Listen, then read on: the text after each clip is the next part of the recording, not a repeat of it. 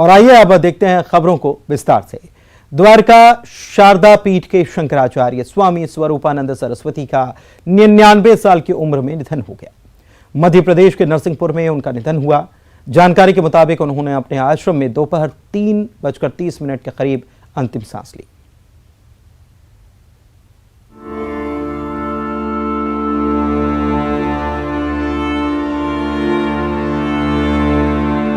शंकराचार्य स्वामी स्वरूपानंद सरस्वती का 99 साल की आयु में रविवार को निधन हो गया।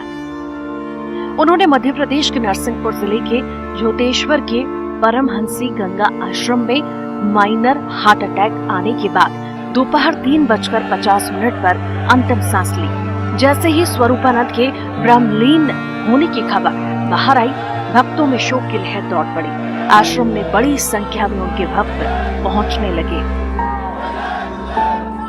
ये धर्म समाज के लिए अपूरणीय क्षति है, क्योंकि जगतगुरु जी से बड़ा सन्यासी इस पूरी पृथ्वी पे नहीं था इतनी उम्र दराज, और एक तरीके से जनमानस को अनाथ करके चले गए जगतगुरु जी हम लोग को छोड़ के।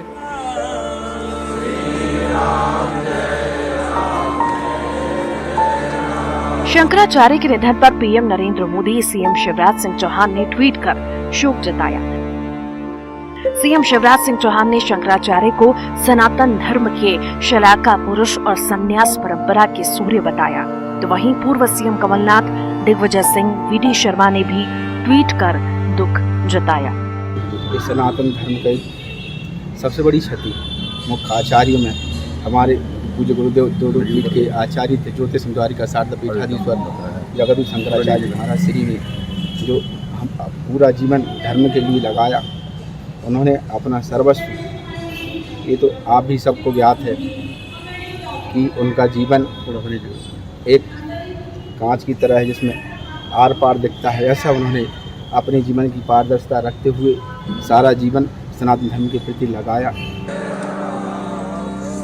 बताया जा रहा है कि शंकराचार्य लंबे समय से बीमार चल रहे थे। उनका बेंगलुरु में इलाज चल रहा था। हाल ही में वे आश्रम लौटे थे। शैवनाथ, दशनामी, अघोर और शाक्त परंपरा के साधु संतों को भू समाधि दी जाती है।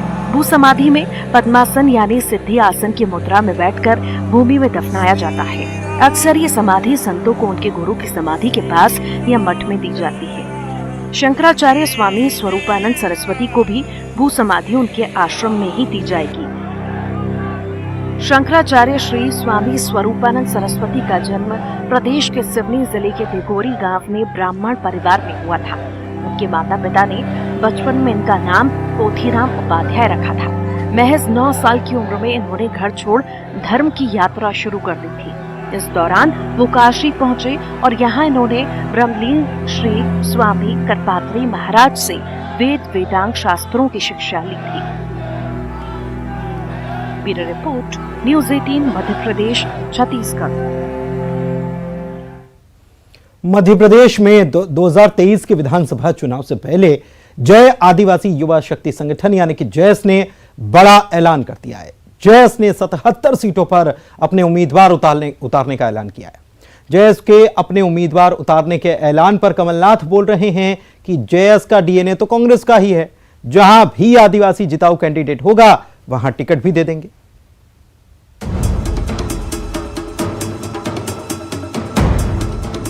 प्रदेश में अगले साल होने वाले विधानसभा चुनाव को लेकर कांग्रेस के अंदर और बाहर अभी से खींचतान दिखने लगी है, क्योंकि 2018 में साथ रहे आदिवासी संगठन जैस ने 77 सीटों पर अपने उम्मीदवार उतारने का ऐलान कर दिया है, जिसके बाद प्रदेश कांग्रेस अध्यक्ष कमलनाथ का बड़ा बयान सामने आया है। जैस के अपने उम्मीदवार उतारने के ऐलान पर कमलनाथ का कहना है कि जैस का डीएनए कांग्रेस का है, जहां भी आदिवासी जिताऊ कैंडिडेट होंगे वहां टिकट दिया जाएगा। डीएनए कांग्रेस का है, ये हमें याद रखना। वो तो खुद कहते हैं हमें बीजेपी की मदद नहीं करनी, पर हमारे साथ न्याय हुए। मैं उनकी बात से सहमत हूँ, जहां वो जीत सकते हैं क्यों नहीं टिकट देंगे। दरअसल 2018 के विधानसभा चुनाव में जैस के अध्यक्ष हीरालाल अलावा को कांग्रेस पार्टी ने टिकट दिया था। कांग्रेस के टिकट पर हीरालाल अलावा चुनाव जीतकर विधानसभा पहुंचे थे, लेकिन अब पंचायत और निकाय चुनाव के नतीजों के बाद जैस का संगठन और ताकतवर हो चुका है। इसलिए जयस ने एकला चलो की राह पकड़ ली है। जानकारी के मुताबिक प्रदेश में 20% से ज्यादा आदिवासी वोटर हैं। साथ ही 47 सीटें ऐसी हैं जो आदिवासी वर्ग के लिए आरक्षित हैं। ऐसा माना जाता है कि आदिवासी वोटर करीब 80 सीटों पर हार जीत तय करते हैं। जयस किसी भी राजनीतिक पार्टी का संगठन नहीं है। जयस अपने दम पर राष्ट्रीय स्तर पर पहचान बनाया है और आज जल जंगल ज़मीन के लिए आदिवासियों के 5वीं अनुसूची 6वीं अनुसूची पेशा कानून के लिए ग्राउंड लेवल पे मध्य प्रदेश ही नहीं देश के 15 से 20 राज्यों में काम कर रहा है और आने वाले समय में मिशन 2023 के तहत विधानसभा और लोकसभा में ताल ठोकने की तैयारी कर रहा है। जयस के इस फैसले और कांग्रेस के रुख के बाद बीजेपी को भी तंज कसने का मौका मिला। बीजेपी के प्रदेश मंत्री रजनीश अग्रवाल ने कहा कि कांग्रेस धड़ों में बटी हुई पार्टी है। कांग्रेस के नेता ही बता रहे हैं कि जयस अलग अलग धड़ों में बटा हुआ है, इसलिए आदिवासी वोटर इस बार बीजेपी के पक्ष में वोट करेगा। गुटों गुटों में बटा कांग्रेस जैसा ही संगठन जयस है। धड़ेबाजी गुटबाजी दोनों में जोरों पर हैं, दोनों में अलगाववादी ताकतें काम करती हैं, दोनों में रोटी कपड़ा मकान शिक्षा स्वास्थ्य संचार जनजातियों की ये मुद्दों पर ध्यान देना बना हुआ है। इन्होंने कभी जनजातियों की सुरक्षा सम्मान और समृद्धि के मुद्दों पर ध्यान नहीं दिया। क्या कारण है कि पक्का मकान पक्का रसोई आजीविका के साधन उनकी सम्मान की और उनके महापुरुषों को स्थान सम्मान इन्होंने नहीं दिया 70 सालों में, और जयस ने भी वही किया। ये दोनों केवल वोट बैंक की राजनीति करना चाहते हैं। दरअसल 2018 के विधानसभा चुनाव में कांग्रेस ने अपने परंपरागत वोटर आदिवासी का वोट हासिल कर सबसे ज्यादा आदिवासी सीटें जीती थी। अब भी कांग्रेस के पास बीजेपी के मुकाबले आदिवासी विधायक सबसे ज्यादा हैं, लेकिन 2023 के चुनाव में जयस गोंडवाना गणतंत्र पार्टी जैसे आदिवासी संगठन अहम रोल में होंगे और ये संगठन जिस पार्टी के पक्ष में जाएंगे उसकी जीत भी आसान होगी। बताया जा रहा है कि जयस के पदाधिकारियों ने आज कमलनाथ से उनके निवास पर मुलाकात की है, लेकिन चुनाव के समय टिकट के बंटवारे को लेकर जयस का रुख क्या होगा ये अभी साफ नहीं। लेकिन चुनाव के 1 साल पहले जयस के रुख ने साफ कर दिया है कि अगले चुनाव में वो उसी पार्टी के साथ जाएगा जो उसकी सीटों की संख्या गणित को मानेगा।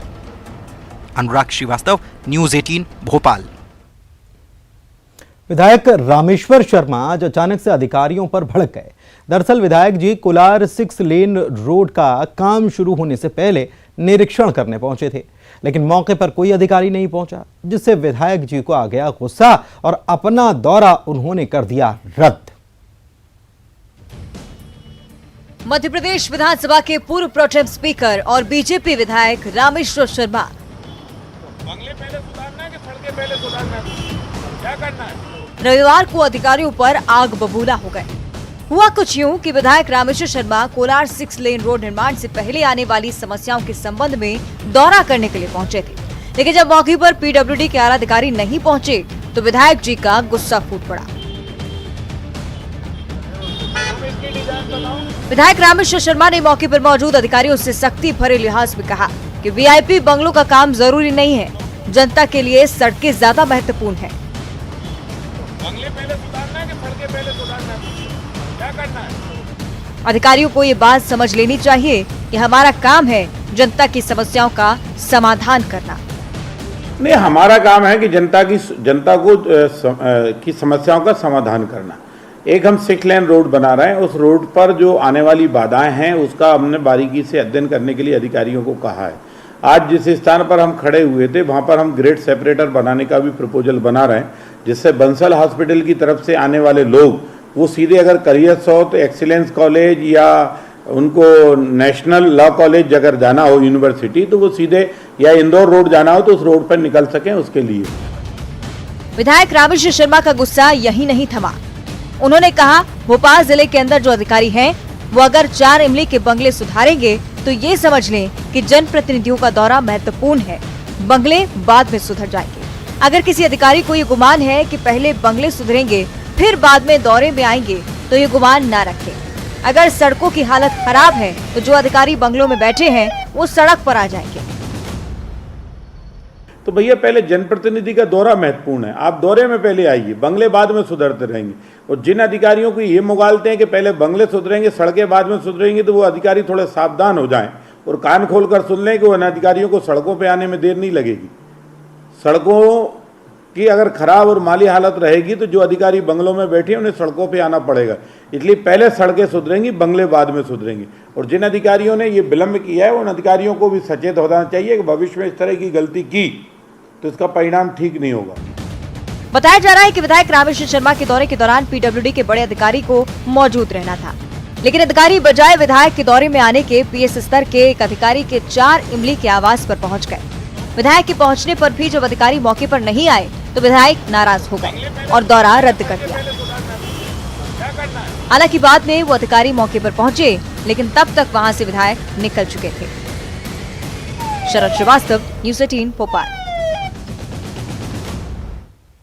मध्य प्रदेश में बच्चियों से रेप करने और उनकी हत्या करने वाले दरिंदों को फांसी की सजा का प्रावधान है, लेकिन पिछले 25 साल में प्रदेश के इन आरोपियों में से किसी एक को भी फांसी दी नहीं गई।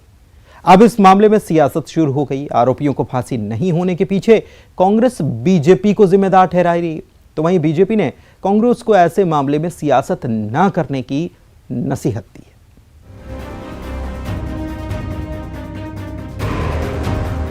प्रदेश में फांसी की सजा के 42 आरोपी अलग अलग जेलों में बंद हैं। बच्चियों से रेप और उसके बाद उनकी हत्या समेत जघन्य अपराधों के आरोपियों को फांसी की सजा दी जा चुकी है, लेकिन पिछले 25 सालों से प्रदेश में एक भी फांसी नहीं हो सकी है। प्रदेश में आखिरी बार फांसी की सजा 1997 में जबलपुर जेल में कामता तिवारी को दी गई थी। उस पर भी बच्चियों से रेप और हत्या का आरोप था। इस मामले में मध्य प्रदेश हाईकोर्ट के वरिष्ठ वकील जगदीश गुप्ता का कहना है कि केसों की भरमार की वजह से भी ऐसे मामलों की सुनवाई में देरी होती है। ऐसे में सेशन कोर्ट से लेकर सुप्रीम कोर्ट तक सिस्टम को शार्प करना होगा, तभी आरोपियों को फांसी मिलेगी। सिस्टम अगर मान लीजिए शार्प होगा, हार्ड होगा, तो ही जल्दी से फांसी होगी। नहीं तो ऐसे तो बहुत सारे लोग हैं। राजीव गांधी के आप देखिए ना, हत्यारों को हुई थी और फांसी डिले हुई तो वो सुप्रीम कोर्ट ने उसको कह दिया कि नो, आधी से ज़्यादा तो ये ज़िंदगी बिता चुके हैं, अब फांसी की कोई ज़रूरत नहीं। तो मेरा ये मानना है कि सिस्टम जो है अगर शार्प होगा, सेशन कोर्ट से लेके सुप्रीम कोर्ट तक, तो ही जो है मैं समझता हूँ फांसी जल्दी होगी। इस मामले में कांग्रेस ने बीजेपी को जिम्मेदार ठहराया है। प्रदेश कांग्रेस प्रवक्ता अविनाश बुंदेला का कहना है कि कोई भी आरोपी फांसी की सजा या फिर दूसरे अपराध में सजा काट रहा हो तब वो बरी हो जाता है, तो आम जनता न्याय प्रणाली पर सवाल खड़े करती है। अपराधी जिस संदर्भ में सजा काट रहा हो, चाहे वो फांसी की सजा हो या उम्र कैद हो या रेप के संदर्भ में सजा हो, और जब वो उससे बरी हो जाता है किसी कारणवश, तो यही वो कारण है कि जिनके कारण वर्तमान में आज की अदालतों पर आम जनता कहीं ना कहीं सवाल खड़े करती है, आजकल की न्याय प्रणाली पर सवाल खड़े करती है। और वहीं दूसरी तरफ देखें तो पता नहीं मोदी सरकार के पास, अमित शाह के पास कौन सा सिस्टम है कि जो व्यक्ति जब तक इनके साथ गठबंधन में रहता है, जो इनके साथ सहमति में रहता है, तब तक वो बेदाग रहता है। जैसे ही वो इनके गठबंधन से या सरकारों से इतर होता है, भाजपा की विचारधारा इतर होता है, तो अगले दिन सीबीआई ईडी का डाकिया उनके दरवाजे खड़ा रहता है, ईडी सीबीआई का सम्मान लेकर। इसीलिए न्याय प्रणाली धीरे धीरे कहीं ना कहीं कटघरे में खड़ी हो रही है। आम जन कहीं ना कहीं उस पर सवाल खड़े करता है। बीजेपी ने कांग्रेस को ऐसे मामलों में राजनीति नहीं करने की नसीहत दी है।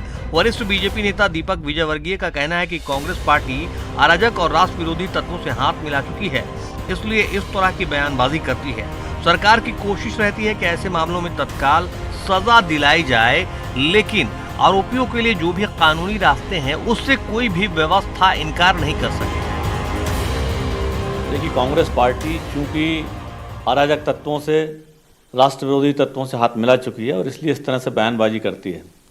जहां तक आरोपियों को सजा होने का सवाल है, तो भारत का संविधान है, भारत की जो क्रिमिनल प्रोसीजर कोड है और भारत के कानून व्यवस्था का एक मूलभूत सिद्धांत है कि किसी भी निरपराध को सजा नहीं मिलना चाहिए, और कोई भी आरोपी है उसके सामने जितने भी कानून के रास्ते खुले हुए हैं सबको मौका दिया जाना चाहिए।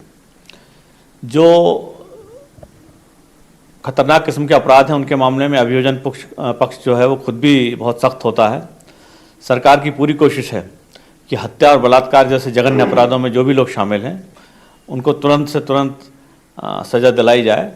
लेकिन भारतीय संविधान ने और कानून ने किसी भी आरोपी को जो कानूनी रास्ते मुहैया कराए हैं उनके बचने के लिए, उससे कोई भी व्यवस्था इनकार नहीं कर सकती। कहना गलत नहीं होगा कि कानूनी पेच में फंसकर कई बार इंसाफ अधूरा रह जाता है, इसलिए कहा जाता है कि देरी से मिला इंसाफ अन्याय के बराबर है। मध्य प्रदेश में फांसी के मामलों में भी कुछ ऐसा ही हो रहा है। कई आरोपियों को फांसी की सजा सुनाई गई है। सभी आरोपी प्रदेश की अलग अलग जेल में बंद है, लेकिन कानूनी दांव पेच के कारण इन्हें फांसी नहीं हो पाई है। ये फांसी 1-2 साल से नहीं बल्कि पिछले कई सालों से इन आरोपियों को नहीं हो पाई है। इसी कारण अब इस पूरे मामले पर सियासत भी शुरू हो गई है। कैमरामैन मनीष सेंगर के साथ मनोज राठौर, न्यूज़ 18 भोपाल। 2023 चुनाव से पहले बीजेपी छत्तीसगढ़ में हर मोर्चे पर सियासी घेराबंदी में लगी है। अध्यक्ष, नेता प्रतिपक्ष और प्रभारी बदले जाने के बाद अब बीजेपी ने अपना फोकस कांग्रेस को घेरने पर कर दिया है। बीजेपी अध्यक्ष जेपी नड्डा के जोश फूंकने के बाद अब प्रदेश नेतृत्व नई रणनीतियों को आजमाने में जुटा हुआ है। हाल ही में पार्टी ने बेरोजगारी के खिलाफ आंदोलन किया था और अब कांग्रेस के घोषणा पत्र को लेकर पार्टी मैदान में उतरने जा रही है। छत्तीसगढ़ बीजेपी में पिछले दिनों हुई सर्जरी का असर अब दिखने लगा है। अध्यक्ष और नेता प्रतिपक्ष में बदलाव के बाद पार्टी ने बेरोजगारी के खिलाफ आंदोलन किया था और अब प्रभारी बदले जाने के बाद पार्टी एक नई रणनीति आजमाने जा रही है। दरअसल बीजेपी अध्यक्ष जेपी नड्डा के दौरे से पार्टी को धार और राज्य में नए नेतृत्व को गुरु मंत्र भी मिला है। उधर संघ भी सूबे में एक्टिव मोड में है और कांग्रेस को घेरने की तमाम रणनीतियों पर काम तेजी से चल रहा है। इसी कड़ी में अब बीजेपी जल्द ही कांग्रेस के जन घोषणा पत्र को लेकर जनता के बीच जाने वाली है। बीजेपी का कहना है कि कांग्रेस ने पिछले घोषणा पत्र के वादे अब तक पूरे नहीं किए हैं और यही बात लेकर वो लोगों के बीच जाएगी। पार्टी इस मेगा अभियान के लिए कार्यक्रम तैयार कर रही है। पार्टी ने जन घोषणा पत्र में जनता से वायदे किए थे, उन वायदों की सच्चाई जनता को बताएंगे। एक भी वादे छत्तीसगढ़ की कांग्रेस पार्टी ने, कांग्रेस की सरकार ने पूरा नहीं किया है और इन मुद्दों को लेकर हम जनता के बीच जाएंगे। विभिन्न कार्यक्रमों के माध्यम से कांग्रेस की जो सच्चाई है वो जनता से अवगत कराएंगे। उधर कांग्रेस ये दिखा रही है कि बीजेपी की इस रणनीति से उससे फर्क नहीं पड़ता।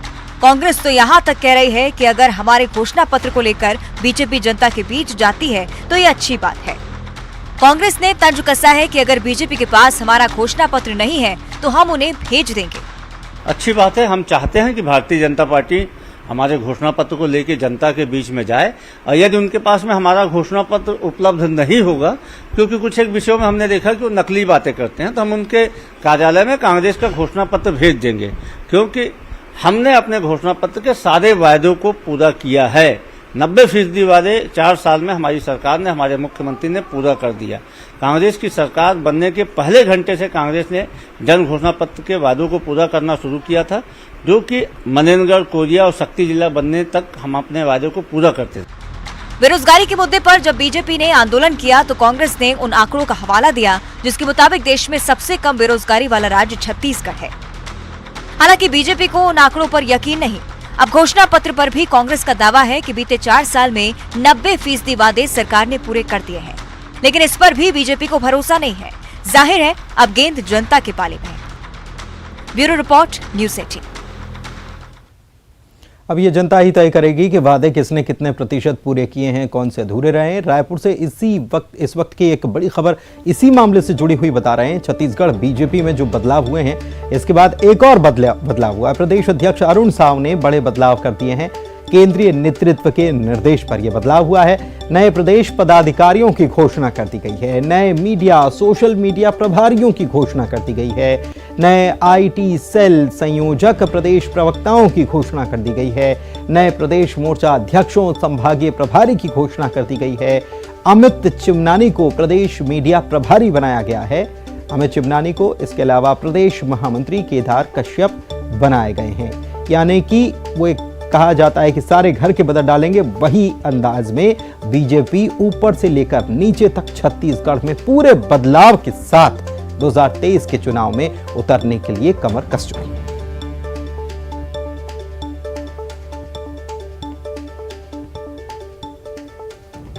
अभिषेक शुक्ल हमारे डिप्टी एडिटर इस वक्त हमारे साथ जुड़े हुए हैं, उनसे बात करते हैं। अभिषेक जी, पूरे घर के ही बदल डाले, ऊपर से लेकर नीचे तक। बिल्कुल पुनीत, आपने सही कहा और ये अंदाजा लगाया भी जा रहा था। स्वाभाविक सी भी बात थी कि जब बड़े चेहरे बदले हैं, संगठन का मुखिया बदला है, तो वो अपनी टीम भी पूरी तरह से नहीं बनाएगा और वो झलक यहाँ पर दिखी भी है। बिल्कुल पूरी नई टीम अरुण साव ने यहाँ पर बनाई है। प्रदेश उपाध्यक्ष में नाम देखें तो शिवरतन शर्मा जैसे चेहरे हैं जो कि विधायक हैं। बाकी बिल्कुल सारे नए चेहरों को इसमें जगह मिली है, चाहे मधुसूदन यादव हो, लखनलाल देवांगन, उपेंद्र सवन्नी जैसे चेहरे हो। ये सभी जो शुरुआती तौर पे दिख रहे हैं, ना सिर्फ जातिगत समीकरणों को साधने की कोशिश करते यहाँ पर दिख रहे हैं, बल्कि एक बैलेंस बनाने की इस सूची में पूरी तरह से कवायद देखी जा रही है। ज्यादातर युवा चेहरे और कहा जाए पुनीत, अब तक जो चेहरे अवॉइड होते थे, उपेक्षित थे, उन चेहरों को खास तौर पर जगह मिली है, युवा चेहरों को जगह मिली है। अगर हम देख रहे हैं प्रदेश महामंत्री तो शुरुआती तौर पर मैं नजर डाल पा रहा हूँ केदार कश्यप, विजय शर्मा, ओपी चौधरी जैसे नामों को दिया गया है, जो कि तेज तर्रार हैं, युवा हैं और मुखरता के साथ अपनी बातें रखते हैं। मीडिया प्रभारी जो है, मीडिया प्रभारी के तौर पर भी यहाँ पर बड़ा बदलाव देखने को मिल रहा है। बिल्कुल युवा चेहरों को यहाँ पर जगह दी गई। अमित चिमनानी और अनुराग अग्रवाल युवा चेहरे हैं। तो युवाओं और जो काम करने वाले लोग हैं, बिल्कुल नए चेहरे हैं, जातिगत पैठ भी रखते हैं, सक्रियता है उनमें। और कुल मिलाकर अगर हम थोड़ा सा कहा जाए विश्लेषण वाले शब्दों में, उपेक्षित रहे ऐसे लोग जिनको अब तक जगह नहीं मिली थी, बावजूद ये इसके सक्रिय थे, तो ऐसे लोगों को यहाँ पर जगह मिली है। प्रवक्ताओं की लिस्ट जरूर यहाँ पर मैं जो देख रहा हूँ उससे थोड़ी बढ़ाया गया है। नरेश ठोकने जो मीडिया प्रभारी थे उनको प्रवक्ताओं की लिस्ट में शामिल कर लिया गया है। हालांकि राजेश मूड़ा, अजय चंद्राकर जैसे चेहरे यहाँ पर पहले भी जो थे वो है। दीपक मैसके हैं वो प्रवक्ताओं की लिस्ट में, अब तक आईटी सेल के प्रमुख हुआ करते थे छत्तीसगढ़ के, उनको प्रवक्ताओं की लिस्ट में यहाँ पर रखा गया है। युवा मोर्चा जो है भाजयुमो के प्रदेश अध्यक्ष वो बदल दिए गए, रवि भगत का नाम यहाँ पर साफ तौर पर दिख रहा है। महिला मोर्चा हालांकि बिल्कुल वही सेम है, लेकिन हम पहले जैसा अंदाजा लगा रहे थे कि चेंजेस जो युवा मोर्चा में, प्रदेश अध्यक्ष युवा मोर्चा में देखने को मिल सकता है। 2018 के नतीजे जो थे, तभी ये जब आरोप लगाया गया कार्यकर्ताओं पर बड़े नेताओं के द्वारा, तभी उसके बाद से ऐसा लग रहा था कि ठीकरा फोड़ने की कोशिश है। लेकिन अब ये लग रहा है इस लिस्ट के सामने आने के बाद कि उसको डैमेज को कंट्रोल कर लेना, या जो साइडलाइन थे, जो रूठे थे, उनको मनाकर जिम्मेदारी देकर फिर से 2023 के मुकाबले के लिए तैयार कर लेना, ऐसा कुछ इस लिस्ट में नजर आता है। बहुत शुक्रिया अभिषेक जी आपका इस जानकारी के लिए। और इसी के साथ इस बुलेटिन में इतना ही। नमस्कार।